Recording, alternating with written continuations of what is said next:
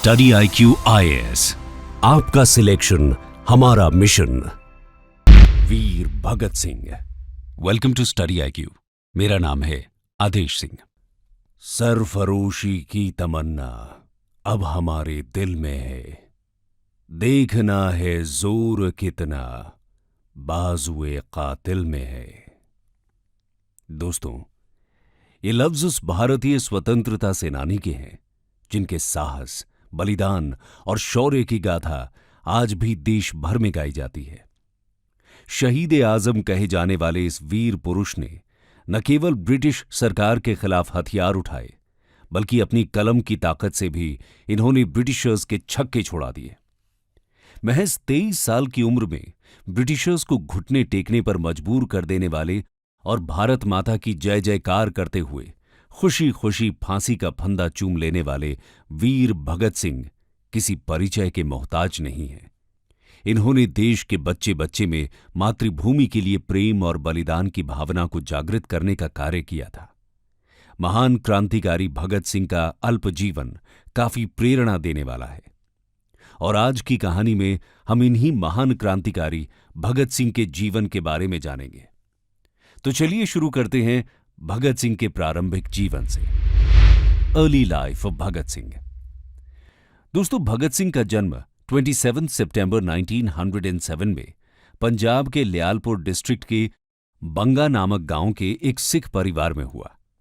इनके जन्म के समय इनके पिता किशन सिंह और चाचा अजीत तथा स्वर्ण सिंह कॉलोनाइजेशन बिल का विरोध करने के कारण जेल की सजा काट रहे थे। भगत सिंह का पूरा परिवार भी भारत की आजादी के संघर्ष में शामिल था, इसलिए इनका बचपन स्वतंत्रता सेनानियों के बीच गुजरा और भगत सिंह के मन में भी छोटी उम्र से ही देश की आजादी का सपना घर कर गया। भगत ने उनसे प्रश्न किया कि वो क्या कर रहे हैं। जवाब देते हुए उनके पिता ने कहा कि वो बीज बो रहे हैं जो आगे चलकर पेड़ बनेगा और उन्हें बहुत सारे आम प्रदान करेगा। अपने पिता की इन बातों को सुन भगत सिंह फौरन अपने घर गए और वहां से एक बंदूक लेकर आए और उस बंदूक को बीज की ही तरह मिट्टी में दबाने लगे। उनको ऐसा करते हुए देख जब उनके पिता ने उनसे प्रश्न किया तो भगत सिंह ने जवाब दिया कि वो बीज की तरह बंदूक बो रहे हैं जिससे खेतों में बंदूक के भी पेड़ उगेंगे और कुछ समय बाद उनके पास कई सारी बंदूकें होंगी जिसकी मदद से वो ब्रिटिशर्स के साथ आजादी की जंग लड़ सकेंगे। भगत सिंह की ऐसी मासूमियत और देशभक्ति की भावना देख उनके पिता का सीना गर्व से चौड़ा हो गया और उन्हें यकीन हो गया कि उनका बेटा भारतीय स्वतंत्रता आंदोलन में अपना महत्वपूर्ण योगदान देगा। इसके अलावा भगत सिंह बचपन से ही आक्रामक स्वभाव के थे और अनोखे खेल खेला करते थे। जब वो 5 साल के थे तो अपने साथियों को 2 अलग अलग ग्रुप में बांट देते थे और फिर आपस में एक दूसरे पर आक्रमण कर युद्ध का अभ्यास करते थे। इस तरह का युद्धाभ्यास भगत सिंह भारतीय स्वतंत्रता आंदोलन में भाग लेने के उद्देश्य से किया करते थे। भगत सिंह के हर काम में उनके वीर, धीर और निर्भीक होने का प्रमाण मिलता है। ये बचपन से ही हर किसी को अपनी तरफ आकर्षित कर लेते थे। जब इनकी शिक्षा दीक्षा की बारी आई तब इन्होंने लाहौर के ब्रिटिश हुकूमत के स्कूल में दाखिला लेने से साफ मना कर दिया और अपना एडमिशन दयानंद एंग्लो वैदिक स्कूल में कराया। भगत सिंह पढ़ने में काफी होशियार और तेज हुआ करते थे। इन्होंने अपनी कोर्स बुक्स के अलावा देश विदेश की कई मशहूर किताबों को अध्ययन भी किया। इनकी रुचि खासकर सोशल, पॉलिटिकल और इकोनॉमिक रिफॉर्म्स पर आधारित किताबों के प्रति हुआ करती थी। इनके अध्ययन से छोटी उम्र में ही भगत सिंह को देश विदेश के सोशो पॉलिटिकल सिनेरियो का ज्ञान हो चुका था। दोस्तों, भगत सिंह के जीवन में एक नया अध्याय तब शुरू हुआ जब 13 अप्रैल 1919 को जलियांवाला बाग हत्याकांड हुआ। इस भयानक त्रासदी से 12 वर्षीय भगत सिंह इतने आहत हुए कि वे अगले ही दिन पैदल अमृतसर की ओर चल पड़े। जलियांवाला बाग पहुंचते ही उन्होंने चारों ओर खून से लथपथ लाशों का भयानक मंजर देखा।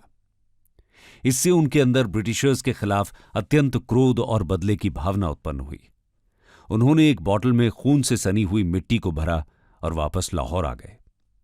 यहां आने के बाद उन्होंने ब्रिटिशर्स को भारत से मार भगाने का प्रण लिया। वहीं शुरू के दिनों में भगत सिंह महात्मा गांधी के एक बड़े प्रशंसक के रूप में जाने जाते थे। उन्हें यह पूर्ण विश्वास था कि गांधी जी अपने अथक प्रयासों से देश को आजाद करवा लेंगे।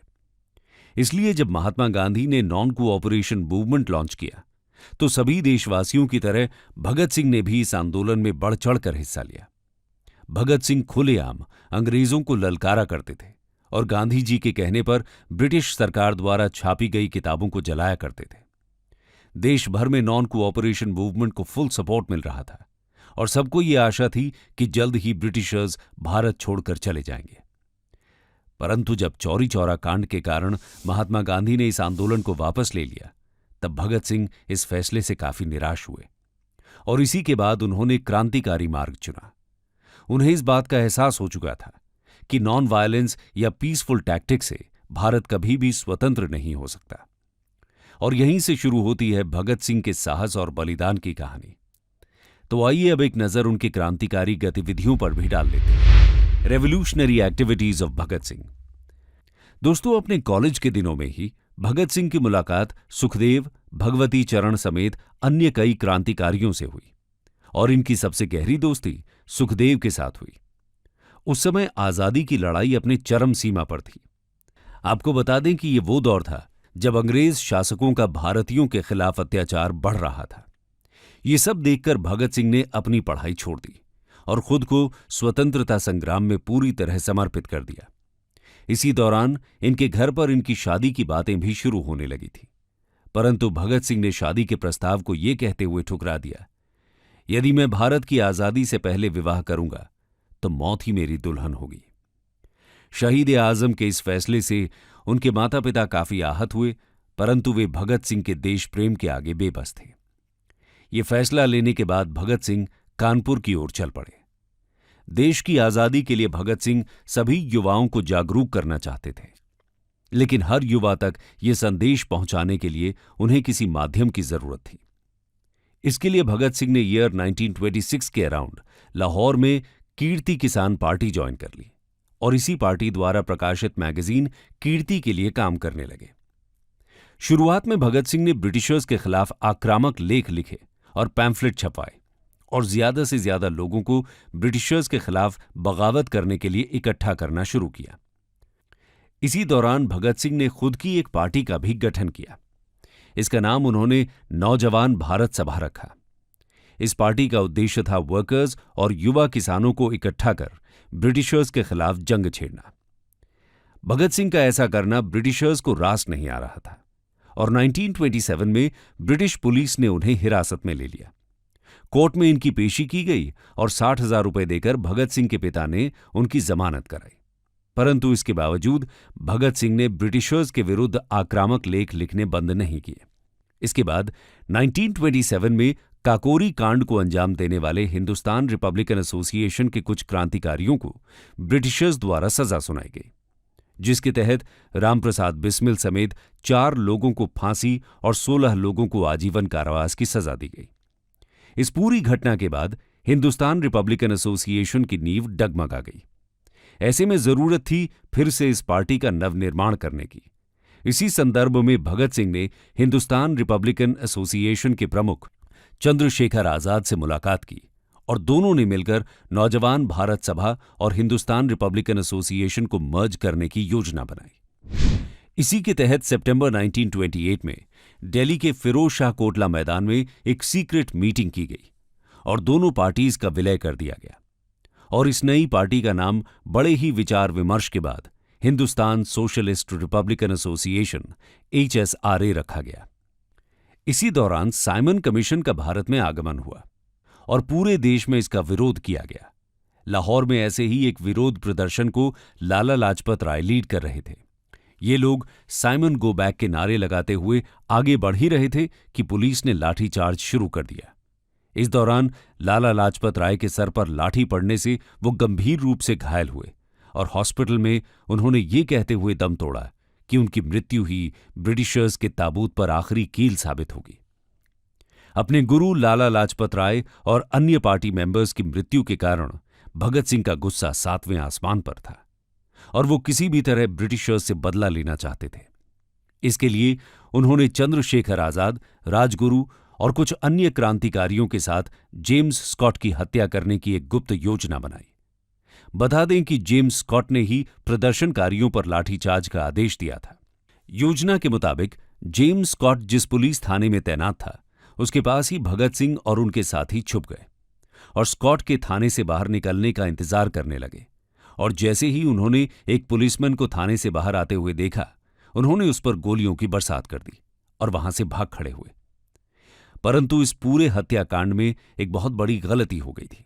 दरअसल उनके साथ जयगोपाल स्कॉट की सही पहचान नहीं कर पाए और उन्होंने स्कॉट की जगह लाहौर के deputy superintendent of police James Saunders की हत्या कर दी। सॉन्डर्स की हत्या की खबर पूरे भारत में आग की तरह फैल चुकी थी, जिसके बाद ब्रिटिश सरकार ने भगत सिंह और उनके साथियों को ढूंढने के लिए चारों तरफ जाल बिछा दिया था।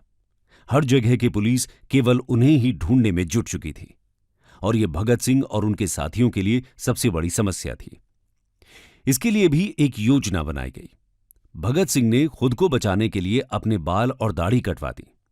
एक सिख होते हुए भी ऐसा करना भगत सिंह के असीम देश प्रेम को दर्शाता है। इसके बाद भगत सिंह और राजगुरु ने स्वतंत्रता सेनानी दुर्गा भाभी से मदद मांगी। भगत सिंह एक जेंटलमैन के रूप में अंग्रेजी पोशाक और हैट लगाकर तैयार हुए। दुर्गा भाभी उनकी पत्नी बनी तथा राजगुरु एक नौकर के रूप में रेडी हुए। ये तीनों अपना भेष बदलकर लाहौर स्टेशन से कलकत्ता की ओर रवाना हुए। 1 साल तक ब्रिटिश पुलिस सरदार भगत सिंह को अरेस्ट करने में नाकामयाब रहती है, पर फिर 1929 में भगत सिंह अरेस्ट हो जाते हैं और ये गिरफ्तारी भी ब्रिटिश पुलिस की कोई सफलता नहीं होती। भगत सिंह ने तो खुद ही अपने को अरेस्ट करा लिया था। हुआ यह था कि 1929 में सेंट्रल असेंबली में 2 बिल्स पास किए जा रहे थे, ट्रेड डिस्प्यूट्स बिल और public safety bill. Trade disputes bill जहां वर्कर्स के राइट्स के अगेंस्ट था, वहीं पब्लिक सेफ्टी बिल इंडिया में सोशलिस्ट और कम्युनिस्ट की एक्टिविटीज पर लगाम लगाने के लिए लाया जा रहा था। इंडियन नेशनलिस्ट लीडर्स के विरोध के बाद भी ब्रिटिश गवर्नमेंट इन बिल्स को पास करने जा रही थी और इसीलिए भगत सिंह ने चंद्रशेखर आजाद, राजगुरु, बटुकेश्वर दत्त और सुखदेव के साथ मिलकर दिल्ली सेंट्रल असेंबली में बॉम्ब ब्लास्ट करने की योजना बनाई। परंतु इस पूरी प्रक्रिया में भगत सिंह किसी भी प्रकार का खून खराबा नहीं चाहते थे।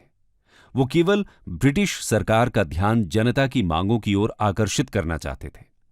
इसी वजह से उन्होंने लो इंटेंसिटी बॉम्ब ब्लास्ट करने का निर्णय लिया। ये बॉम्ब किसी को मारने के लिए नहीं था, बल्कि भगत सिंह के ही शब्दों में कहें तो भैरों को सुनाने के लिए था। और फिर 8 अप्रैल 1929 को भगत सिंह बटुकेश्वर दत्त के साथ 2 लो इंटेंसिटी बॉम्ब और कुछ पैम्फलेट्स के साथ दिल्ली सेंट्रल असेंबली पहुंचे और असेंबली में घुसते ही उन्होंने खाली जगह देखकर बॉम्ब फेंक दिया। बॉम्ब काफी जोरों से फटा और पूरा असेंबली हॉल धुएं से भर गया। इसके बाद भगत सिंह ने अपने पैम्फलेट्स को हवा में उड़ा दिया, जिस पर साफ साफ और मोटे मोटे अक्षरों में लिखा हुआ था, बहरों को सुनाने के लिए धमाका जरूरी है। बता दें कि इस पूरी घटना में किसी को भी कोई क्षति नहीं पहुंची थी। हां, धमाका काफी तेज हुआ था, जिससे अंग्रेजों के होश उड़ गए थे। दोस्तों, अगर भगत सिंह चाहते तो धुएं का फायदा उठाकर भाग सकते थे, परंतु उन्होंने ऐसा नहीं किया, बल्कि जोर जोर से पूरे असेंबली हॉल में इंकलाब जिंदाबाद का नारा लगाना शुरू कर दिया। भगत सिंह और उनके साथी वहां से भागने की कोशिश नहीं करते, बल्कि खुद को अरेस्ट करा लेते हैं। यह उनके प्लान का हिस्सा था। वो चाहते थे कि कोर्ट में ट्रायल्स की मदद से वो अपनी आइडियोलॉजी को सभी तक पहुंचा सकें। अरेस्ट करने के बाद ब्रिटिश गवर्नमेंट भगत सिंह के अगेंस्ट 2 केस चलाती है, असेंबली बॉम्ब केस और Lahore conspiracy case. Lahore conspiracy case Saunders के मर्डर के लिए था। आइए अब जानते हैं कि गिरफ्तारी के बाद वीर भगत सिंह के साथ क्या क्या हुआ। Last moments of Bhagat Singh. दोस्तों, भगत सिंह ने जेल में भी अंग्रेजों के खिलाफ संघर्ष जारी रखा। उन्होंने जेल में अंग्रेजी कैदियों और भारतीय कैदियों के बीच होने वाले भेदभाव और उनके साथ हो रहे बुरे व्यवहार के खिलाफ आवाज उठाई। इसके साथ ही उन्होंने जेल में पॉलिटिकल प्रिजनर्स के लिए उचित सुविधाएं देने की मांग की थी। इसके लिए भगत सिंह और उनके साथियों ने जेल में 64 दिन की भूख हड़ताल कर दी। इस हड़ताल से अंग्रेजी अफसर घबराने लगे क्योंकि इतने लंबे समय तक जल और अन्न का त्याग करते हुए भी भगत सिंह का जोश, उत्साह और देश प्रेम बरकरार था। भगत सिंह जेल में रहकर भी आजाद था। उन्होंने अपनी तमाम क्रांतिकारी गतिविधियों से जेल में रहते हुए भी ब्रिटिश पुलिस के नाक में दम कर रखा था। उन्होंने जेल के अंदर कैदियों को एकजुट कर आंदोलन तो किया ही, साथ ही जेल के बाहर अपने साथी युवाओं को जागृत करने के लिए लेख भी लिखे। इन लेखों के माध्यम से वे युवाओं को भारतीय स्वतंत्रता संग्राम में हिस्सा लेने के लिए प्रेरित करते थे। जेल में रहकर भगत सिंह ने दोबारा किताबें पढ़ना भी शुरू किया और 2 साल में उन्होंने कम से कम 300 किताबें पढ़ डाली। इस बीच 7 अक्टूबर 1930 को सॉन्डर्स मर्डर केस के तहत भगत सिंह, सुखदेव तथा राजगुरु को फांसी की सजा सुनाई गई और 24 मार्च 1931 को इन्हें फांसी देने का निर्णय लिया गया। परंतु भारतीयों को इनकी फांसी की सजा मंजूर नहीं थी। देश भर में हाहाकार मच चुका था। जैसे जैसे 24 तारीख नजदीक आ रही थी, लोगों का प्रदर्शन एक भयंकर त्रासदी का रूप धारण करने लगा था। जगह जगह दंगे होने लगे। ब्रिटिशर्स को यह डर था कि कहीं भारत में इतना बवाल ना हो जाए कि उन्हें अपना यह फैसला वापस लेना पड़े, और इसलिए ब्रिटिश सरकार ने आनन फानन में भगत सिंह को फांसी पर लटकाने का निर्णय 24 की जगह 23 मार्च को कर दिया।